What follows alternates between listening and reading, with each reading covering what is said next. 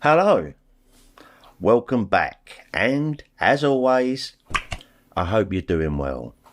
Right, finally a review of The Big Boss. Now, before I get going, guys, thanks for all the messages, likes, subscribers. You've literally blown me away. You really have. I've got a little bit of a channel update, so stick around to the end of the video if you want to hear what's going on with Stripey Rambles. But let's get on with this video, shall we? Right, I have watched The Big Boss and The Big Boss Mandarin cut quite a few times now, and I wanted to give you my thoughts on it. Now, I also have played the Criterion version of The Big Boss, and just to do a comparison, and what I've done, I used my DSLR. It's a little bit primitive, I know, and I recorded my TV set with the Arrow Big Boss playing and the Criterion playing. So I have a little look at this comparison view. Literally, one side, the right side is Criterion, the left side is Arrow. Straight away you can see the colours are slightly different. The Criterion on the right side is kind of washed out, and look at the sky as the bus turns up. Look at this pan, look at that behind them and the colours of their shirts and their faces. It's shockingly different. As they run away, it's blown out white, and as soon, look at that. And the red bus, look at it. The picture quality is stunning on the Big Boss Arrow version. I've always thought the Criterion was the gold standard, but I'm sorry, the Arrow knocks it into oblivion. It's incredible, and I don't know what else I can say. The picture quality was stunning. I've never seen the Big Boss look this good. The colours are so vibrant and popping, and in the HDR or Dolby Vision, whatever you want to call it, it just blew me away. It really did. The audio sounded amazing. Obviously it was filmed in mono, and that's my preference, to be honest with you. Now you have got the Mandarin, the Cantonese mono audio, and the English. I know it's a bit primitive, but I love the dub. It's what I grew up with. Now you've got two English mono audios. The one with the Peter Thomas soundtrack, my personal favourite, like I said, it's the one I grew up with. And you've got the Japanese mix with alternative music scores. And if you listen out carefully, you can hear Pink Floyd. You can definitely hear Time from Dark Side of the Moon. Grand Visa's Garden Party from Amagama. And the track Obscured by Clouds from the album Obscured by Clouds. How they got away with that is beyond me. The audio commentaries were fantastic. I really enjoyed the Dave Dessa audio commentary. He knows so much, and it was really informative. And I really enjoyed the Brandon Bentley audio commentary. It's a new one. He did one on the Criterion set, but this is an up-to-date one, and it sounds amazing. And Brandon Bentley sounds like a really nice guy. When you're listening to it, it sounds like you sat with a mate who just knows shitloads about the Big Boss. This is a shout out, by the way. I listened to Brandon Bentley being interviewed on a channel called The Fanatical Dragon. He's got a great channel. I highly recommend you jump over there, and I'll link him down below. He's a great guy, and he knows so much, and he done a 2.5 hour interview with Brandon Bentley. Highly recommended. He's also had Frank Jeng on there, Mike Leader. So, little shout out for The Fanatical Dragon. If you're watching this, keep up the great work, mate. Brilliant stuff. Also, another extra which I found fascinating was the Matt Routledge return to Thailand. He goes back to Pak Chong, where Bruce Lee stayed in the hotel, the ice factory, the boss's house. And I tell you what, for, 52 years now? Yeah, it was 71, wasn't it? Pak Chong hasn't changed that much. It's fascinating to see, and to be honest with you, if I ever got my arse over to Thailand again, I think it's north of Bangkok. I'm not entirely sure where Pak Chong is, but I would love to go. Honestly, some things are almost identical, and the ice factory is still making ice all these years later. Yes, it's changed a little bit, but what a wonderful addition to this Blu-ray set. It's amazing, and the picture quality on that was stunning. Now you've got newly uncovered deleted scenes and extended scenes. This is mind-blowing, with an optional audio commentary by Brandon Bentley. How did Arrow find these missing Bruce Lee scenes? They asked Fortune Star. I mean, that's it? That's it. They just asked. Unbelievable. But it's amazing to see these scenes again. You know, the cart scene at the beginning, where we all thought years ago there was two burning carts coming together. They're not. And the guys playing drafts. All these scenes throughout. It just is, it's mind-blowing that this is surfaced. It's gorgeous for us Bruce Lee fans, it really is. And to be honest with you, I will go more into the Mandarin cut later on, because I'm just on the Big Boss at the moment. That will be my go-to. It really, really will. There's also another video essay by Brandon Bentley called Not Quite the Biggest Boss, and he's exploring still missing scenes like this famous saw in the head scene, and when third uncle and Cheng Chowan, Mary Yi, comes in with the empty glasses. There's little bits and pieces. It isn't still the full uncut version, but boy, it's the most we've ever had. There's archival interviews with Tony Lau, Lau Wing, and stuntman Tung Wai. These have been, I think the Tung Wai one definitely was on the Criterion set, but the Tony Lau one was fantastic. I mean, Tony Lau was in Big Boss, Fist of Fury, Way of the Dragon, Enter the Dragon, and he was going to be in Game of Death. I only found that out last night because I watched the final Game of Death. That's a video for another day, but holy moly, that was phenomenal. For another day. You got alternate credit sequences, which was quite good. Then you've got the trailer gallery, which was before the Big Boss, and these were trailers, obviously before the Big Boss, for the movie The Green Hornet, taken from the series, and Fury of the Dragon, and Marlowe. The trailer to Marlowe was on there, which I was quite amazed to see. It's an MGM movie, but that was nice to have. A nice little addition to have on this set. As well as the lost sequel, The Big Boss Part 2. Now, this was very crackly, pretty rough looking footage, but I think it was shot in Pak Chung, about 5 years after the original Big Boss, 1971, so mid-70s. And the Ice Factory, just certain scenes from the trailer, you can recognise and you think, that's amazing. I don't know how good the film's going to be, but apparently the manager...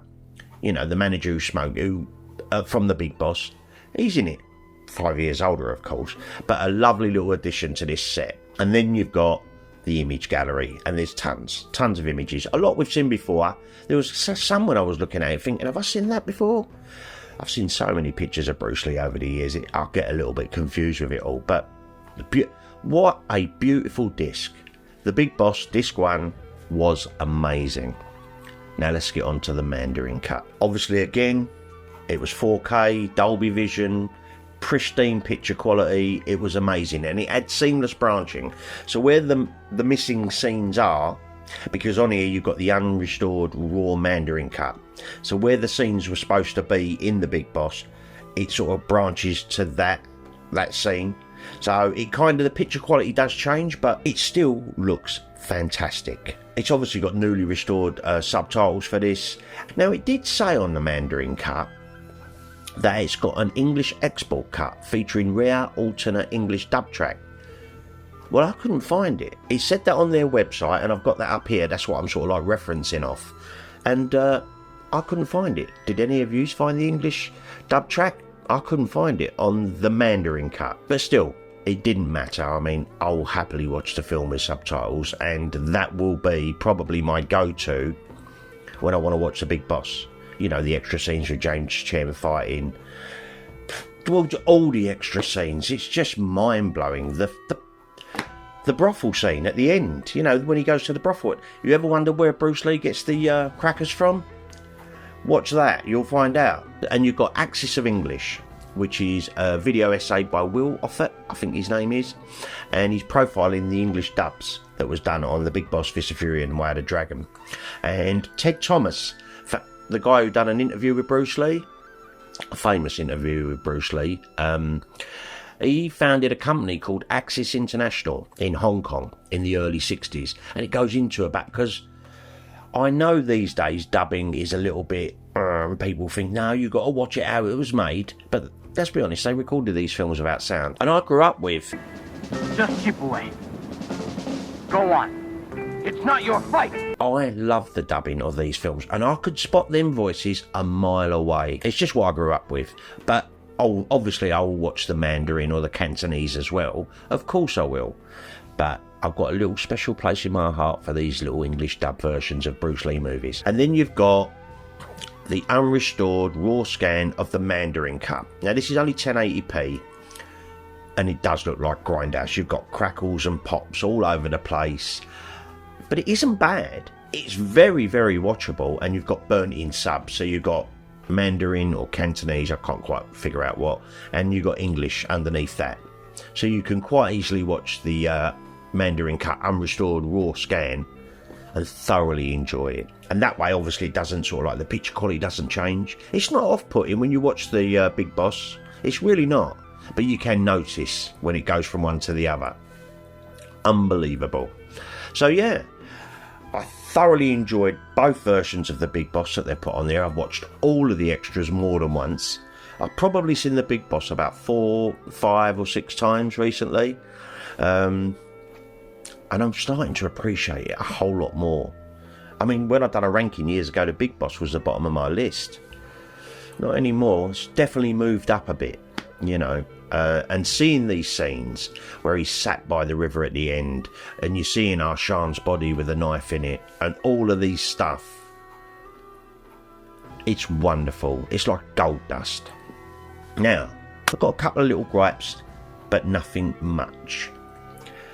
On the Mandarin cut, there is no scene selection. There really isn't no scene selection. I'm not even sure if there is one actually on the Big Boss, come to think of it. I'd have to recheck that. I'm not sure. Maybe drop them in the comments down below if I've got that wrong. And like I said, there's no English dub on the Mandarin cut, even though on the website, Arrow's website, it did say there was one. But other than that, flawless. Absolutely flawless. I can't recommend them enough, guys. I really, really can't. And to see this footage, this new Big Boss footage, because it isn't just Bruce Lee. It's James Chen. He comes off as a goody-goody in the Big Boss. Not so much in the Mandarin cut. He likes to have a bit of a rumble. And like I said, the draft scene and the third brothel scene and all of the other bits that make the movie better.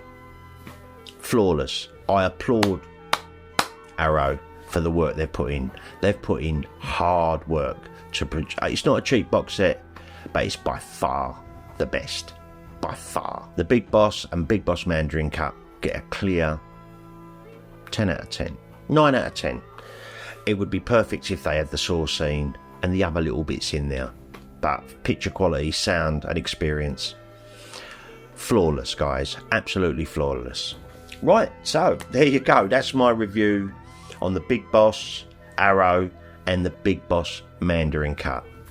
What are your thoughts? Let me know in the comments down below. Right, the final Game of Death. Now I'm gonna do a separate video for this, but I watched it last night because I've had a few technical issues this week, and this is what a little bit of a channel update. Yeah, my CPU and my motherboard died on my computer. Luckily I've got a friend, or it's a friend of the wife's, who lent me a computer so I can put this together. But I was going to do this earlier on this week, but I just didn't have an option. And because my computer was out of action, I thought, sod it, last night, and I put on the final Game of Death, and I watched the 3-hour video essay in one sitting. It was phenomenal. Picture quality was unbelievable, and their edit at the end of the Game of Death, their version of it, we've seen all different ones, you know, the one on the Warrior's Journey, the Art Point, the Redux. I think the Arrow one is, for me, it's by far the best. And you've got the log scene, and I'm not going to spoil it for you, but it was amazing. And the 3-hour thing really gave me an insight to what was going on, the timeline and everything else. Amazing. Right, before I go, because I have been waffling on a bit, I just got to say, after this video, guys, I probably won't be able to put out a video for a couple of weeks. I might be able to get the odd one in here and there, but I'm best man at a wedding next month. I've still got a raised speech out. I've got the bachelor party or the stag do next weekend. I'm hoping to do an unboxing of Enter the Dragon when it arrives, but I don't drink as a rule, and I'm going to be drinking that weekend, so I can imagine I'm going to be in a bit of a state. But I've got some responsibilities up until the 19th of August. I've got a lot of responsibilities to do. So if I'm not putting out too much content over the next couple of weeks, you all understand why. It's a little bit frustrating. I'd like to get it done, but I have responsibilities to the groom, one of my best mates. It's my 5th, 6th time, I think, doing best man, but it is an honour. But yeah, so please understand, if I'm not putting out loads of content, guys, that's the reason why. Right, if you like this sort of content, guys, give it a thumbs up and maybe subscribe to the Rambles. I'll try and put out as much content as I can, as often as I can. Anyway, I'm waffling. Right, have yourselves a fantastic weekend, people. Much love, and I'll be back with another ramble real soon. You take care, people.